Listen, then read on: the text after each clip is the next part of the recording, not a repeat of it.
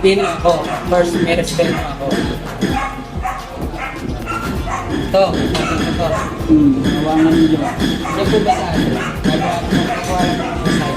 Ayun dyan sa taas. Andre, inaad ka ng pinsan mo. Baba ka dyan.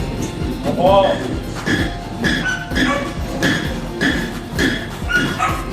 Wala.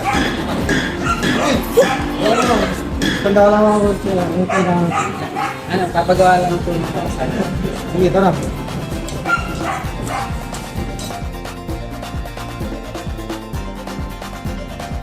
Pilipino ako, of course, mapagmahal ako sa pamilya ko.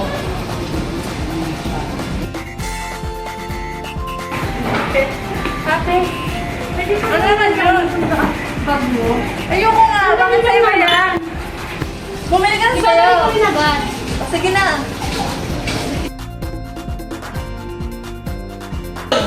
Pilipino ako. Of course, hospitable.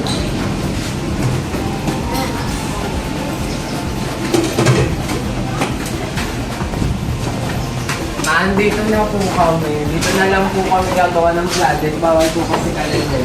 Hello, Bonita. Sala, ano nila yung wallet ko para bumili na yun? Upo kayo.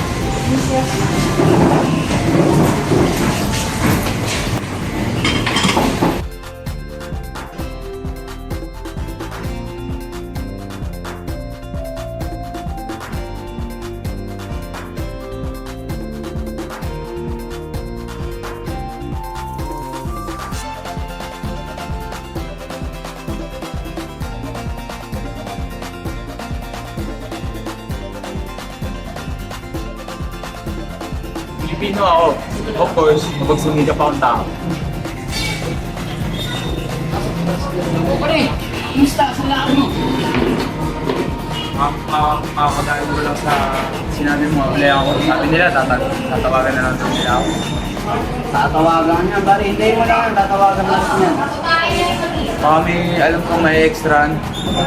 Hindi lang. Meron sa trabaho namin, pero hindi ko sigurado kung malaki ang sahod yun. Pwede kita ngayon, no? Ipasok. Sige. Wala.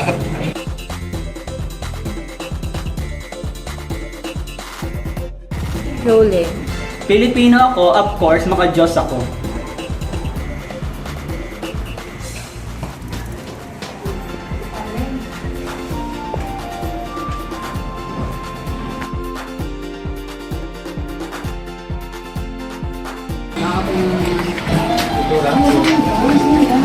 Hindi mo makikita sa una.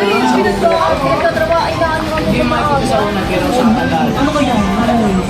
Tapos parang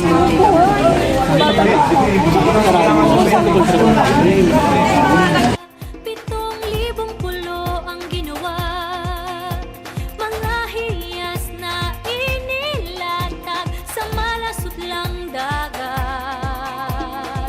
At ang bayan niyang pinili, nasa dulo ng bahaghari.